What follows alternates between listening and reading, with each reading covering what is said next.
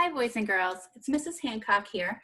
I hope you are enjoying our read aloud. I'll be reading some more Flora and Ulysses for you today, and we do have permission from Scholastic to share the story.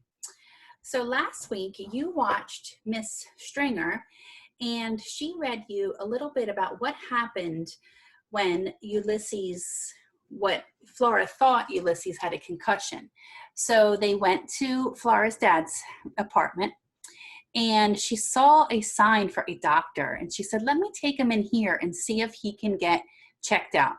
So we met a new character last week called Dr. Measham, and we left off with her finding out some information about Ulysses.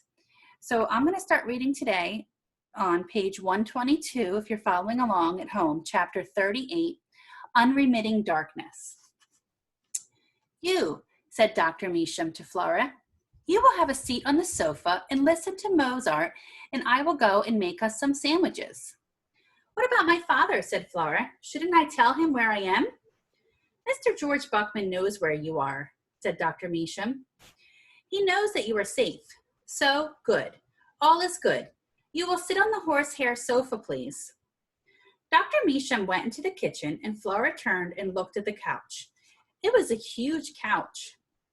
She dutifully sat down on it and then slowly, very slowly, slid off it. Wow, she said. She climbed back up on the couch and concentrated on staying put. She sat with her hands on either side of her and her legs straight out in front of her. She felt like an oversized doll. She also felt very, very tired and a tiny bit confused. Maybe I'm in shock, she thought. Terrible things that can happen to you had done an issue listing the symptoms of shock, but Flora couldn't remember what they were. Was one of the symptoms of shock that you couldn't remember the symptoms of shock? She looked over at Ulysses.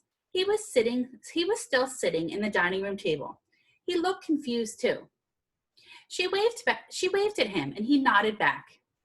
And then she noticed that there was a picture hanging on the wall opposite of the couch.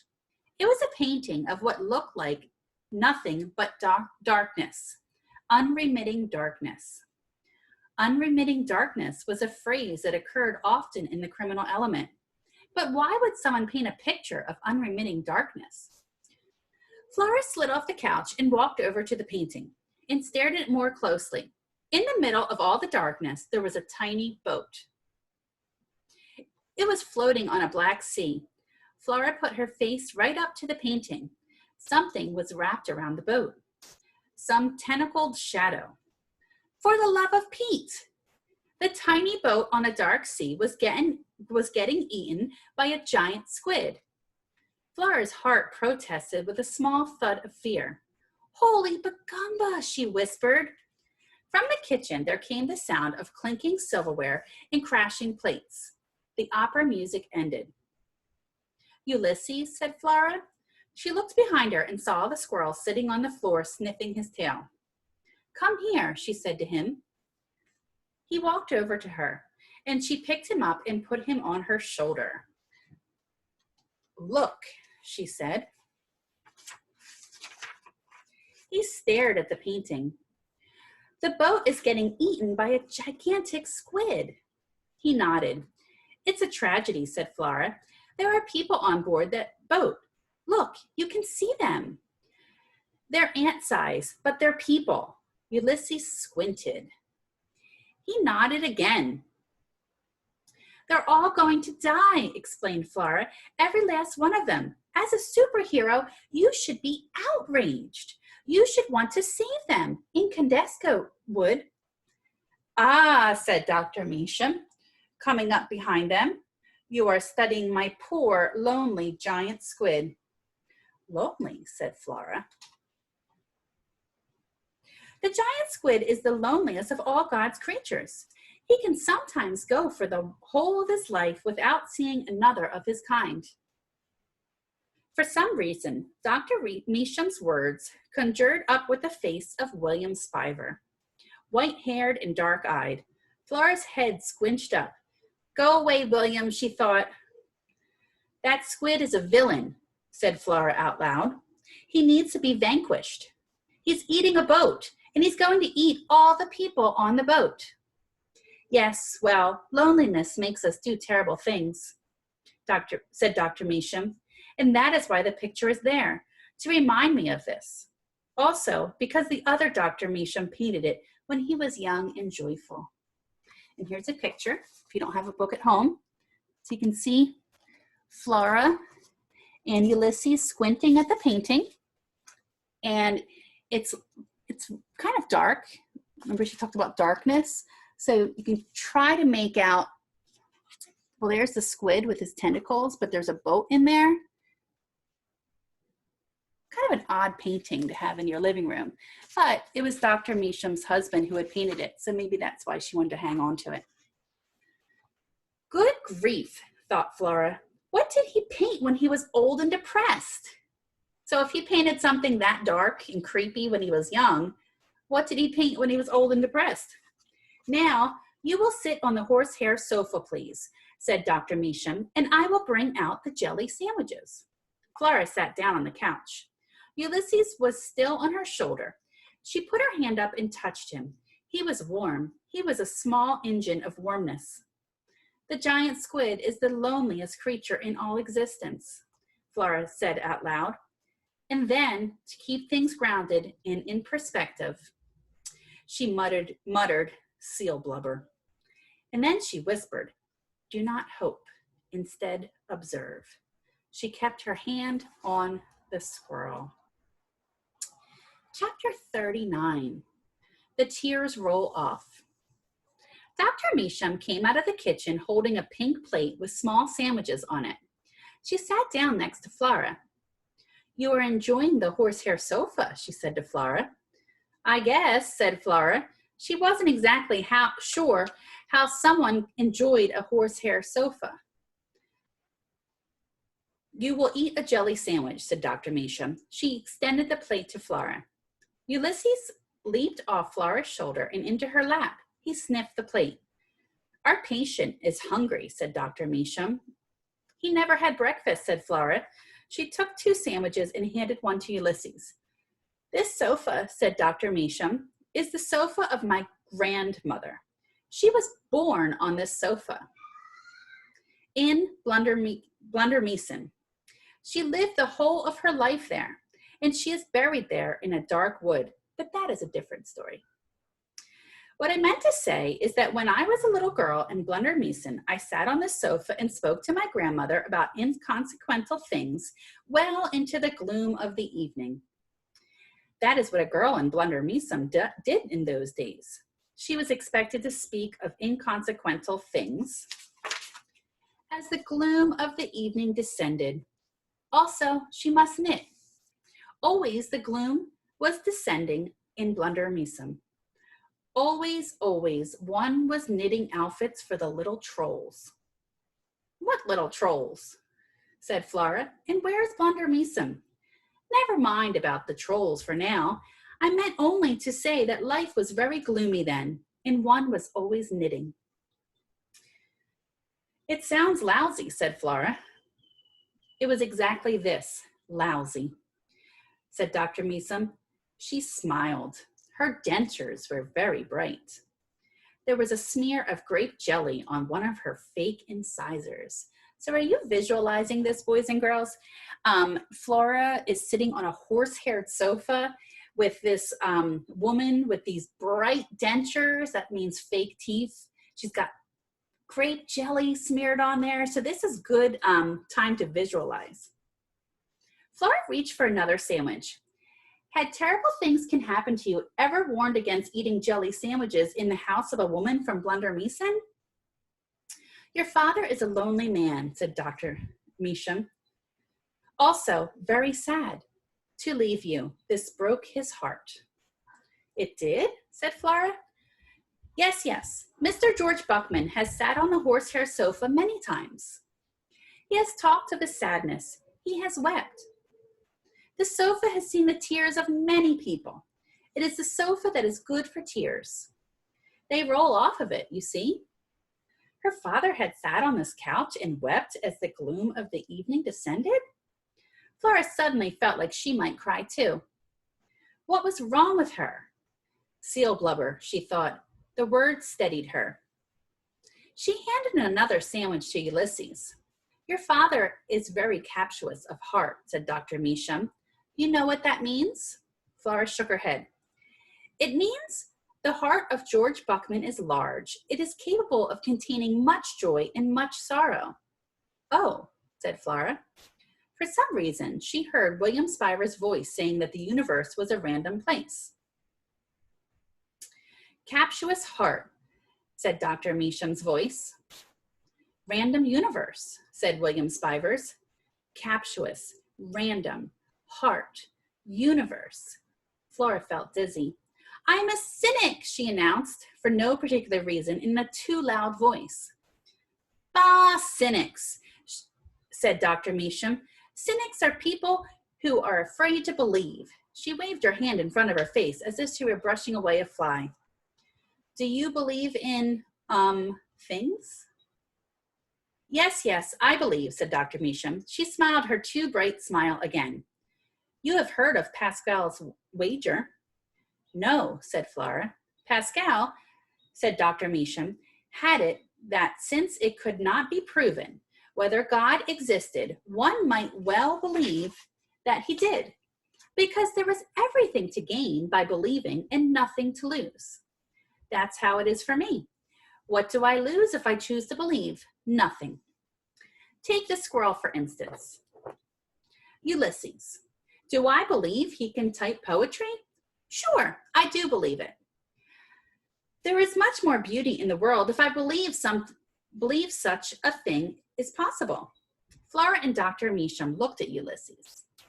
He was holding half the sandwich in his front paws. There were blobs of grape jelly in his whiskers.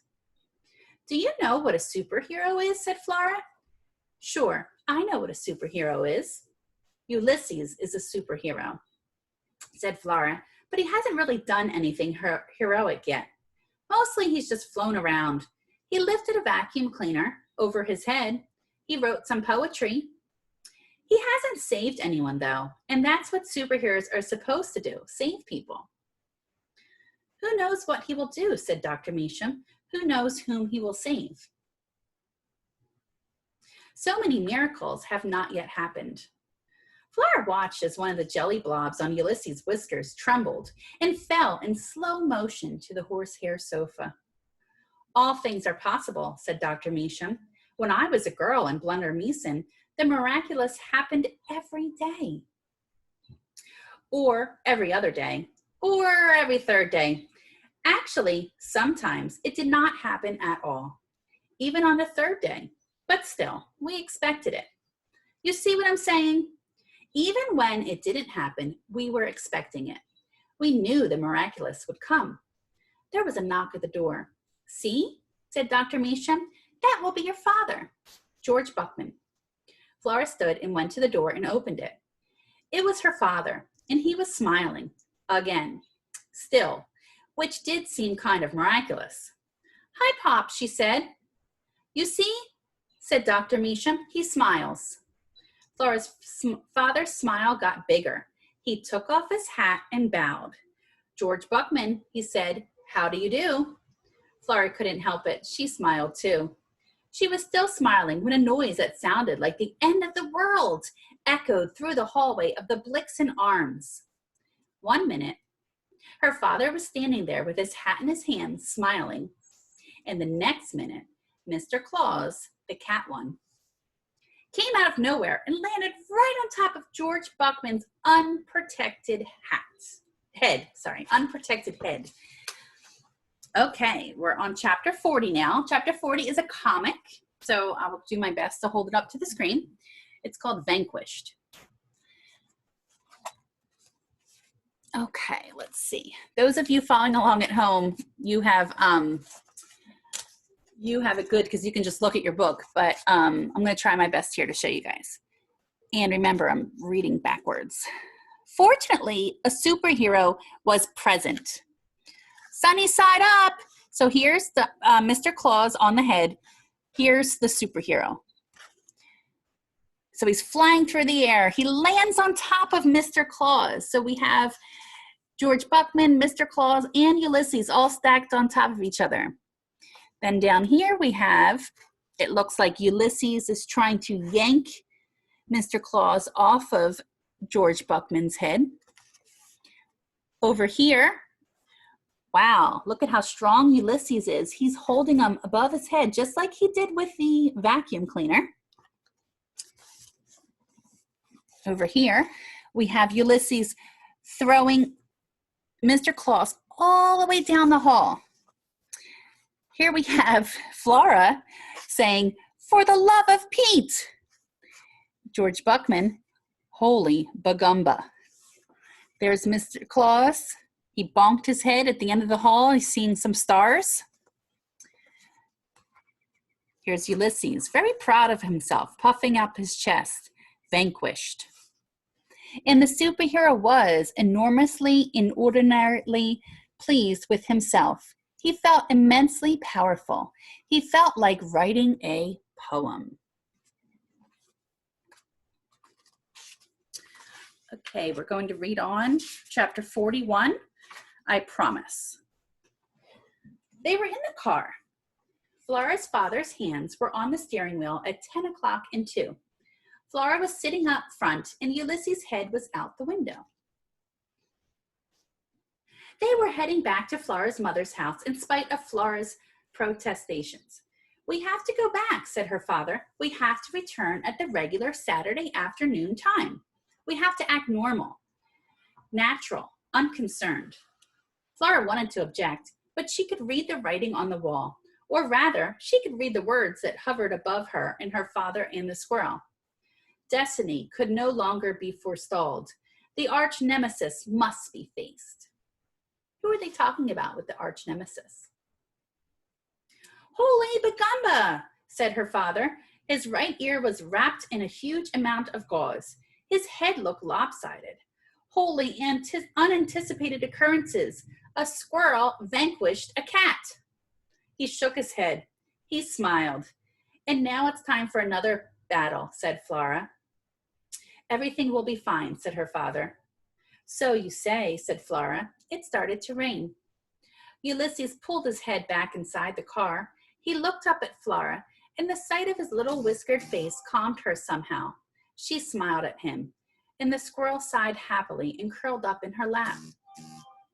"When I was a girl in Blunder Meeson," said Dr. Measham, Dr. Measham had said to Flora when they were all leaving apartment 267, "we wondered always if we would see each other again. Each day was uncertain." So to say goodbye to someone was uncertain too. Would you see them again? Who could say? Blunder Meeson was a place of dark secrets. Unmarked graves, terrible curses. Trolls were everywhere. So we said goodbye to each other the best we could. We said, "I promise to always turn back toward you." I say those words to you now, Floribel. I promise to always turn back toward you. And you must say them to me.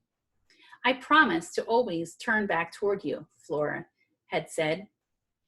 So that was the conversation. It's kind of like a flashback. Flora and her dad are in the car, but she's thinking back to when she said goodbye to Dr. Measham. She whispered the words again now to the squirrel. I promise to always turn back toward you. She put a finger on Ulysses' chest. His tiny heart was beating out a message that felt like, I promise, I promise, I promise. Hearts were the strangest things. Pop, said Flora. Yes, said her father. Can I feel your heart? My heart, said her father. Okay, sure. And then, for the first time ever, George Buckham took both his hands off the steering wheel while the car was in motion. He opened his arms wide. Flora gently moved Ulysses out of her lap and onto the seat beside her. And then she reached up across and put her hand on the left side of her father's chest. And she felt it, her father's heart, beating there inside of him. It felt very certain, very strong, and very large. Just like Dr. Measham had said, captious. Thank you, she told him. Sure, he said, you bet. He put his hands back on the steering wheel at 10 o'clock and 2, and the three of them, Flora, her father, and the squirrel, traveled the rest of the way home in a strange and peaceful silence. The only noise was from the windshield wipers. They hummed back and forth, singing a sweet, out-of-tune song. The squirrel slept, and Flora Belle Buckman was happy. I really like that figurative language the author used. Did you guys catch that? The only noise from the windshield wipers. They hummed back and forth, singing a sweet, out-of-tune song. What do you think that might be? If you guessed personification, great job. Here's a picture where we left off. You can see there's Flora reaching for her father's heart. Here's Ulysses resting beside her. And I'm going to stop here, boys and girls. I know you're probably dying to hear what happens next when they get home to Flora's mother, but you're going to have to wait. But what your assignment is today is to record some character traits. So you have a form that looks like this for character traits, and it lists all the characters we've met so far. It has Flora, Ulysses, Tootie, George Buckman, Phyllis Buckman, William Spiver, and Dr. Measham. What you're going to do, well, let's take a look and read the directions. It says character traits are adjectives used to describe a character's personality. We can learn a character's traits from what the author tells us about a character. Actions made by the character, or what other characters say about him or her. Choose a character trait for each character below, and give an example from the text that helped you come up with that trait. I'm going to go ahead and model this for you. I'm going to use Dr. Measham because we just met her. We don't know too much about her. And I want to leave the other characters for you to figure out because you're more familiar with them. So remember when we talk character traits, boys and girls, we don't want to say things like boy or girl or blonde hair, brown hair. Those are physical traits. We want to think about how a character acts, how a character, what the character might do in the story, and we want to provide some text evidence. So thinking about Dr. Measham, I would say that she's kind of odd. Do you guys agree that she's odd? How about eccentric? Have you ever heard that word before? I'm going to go ahead and write down eccentric. And if you would like to fill it in on your sheet at home, you can go ahead. We're going to write next to Dr. Measham, we're going to IC. You might think, what does eccentric mean? Eccentric's just a nice kind of way of saying slightly strange. Wouldn't you say that Dr. Measham is slightly strange? So now I need some text evidence to support my trait. So I went ahead and wrote the word eccentric on the line. I'm going to put a little dash here and put some text evidence. So think about, how is Dr. Measham strange or eccentric? I know. She has this horse-haired sofa that she's kind of like obsessed about. She's constantly bringing it up, how her grandmother was born on the sofa and how many people have ever sat on the sofa. So I'm going to go ahead and jot that down because that's really kind of strange. I've never met anyone who has a horse-haired sofa. So I'm going to put down, she has a horse-haired sofa.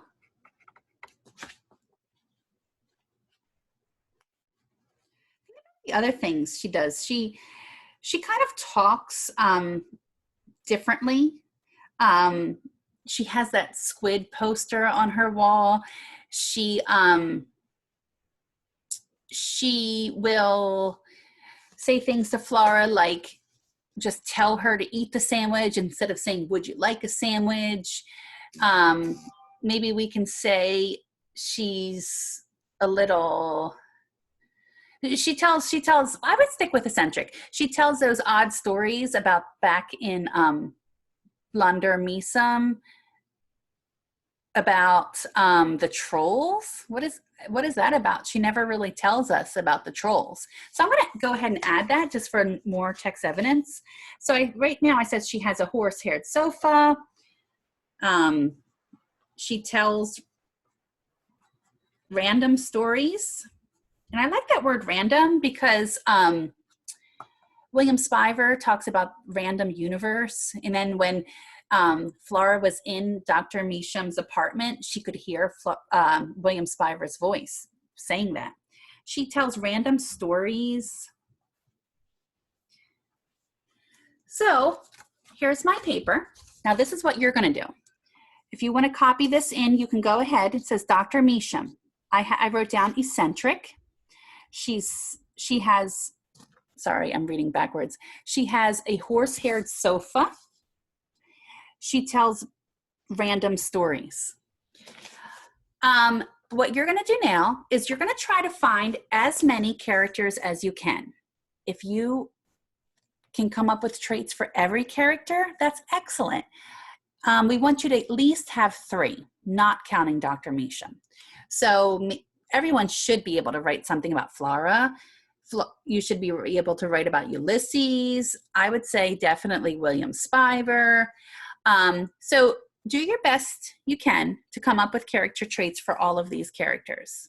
We're only requiring 3 because we know a lot of you don't have books to look back to.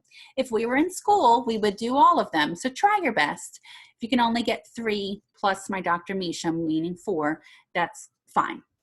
Also on the website, there's a link with character traits to give you a idea of some words to use. So you're going to write just like I did. You're going to pick a word that describes a character and give us some text evidence. And think about Flora when you're thinking about her as a character. You also might want to think about how she changes. So in the chapter when she was talking to Dr. Meacham and she said she felt like she might cry and she shouts out, "I'm a cynic," and now she's feeling her dad's heart. So think about how Flora might be changing too. All right, boys and girls, I enjoyed reading with you. Till next time, bye.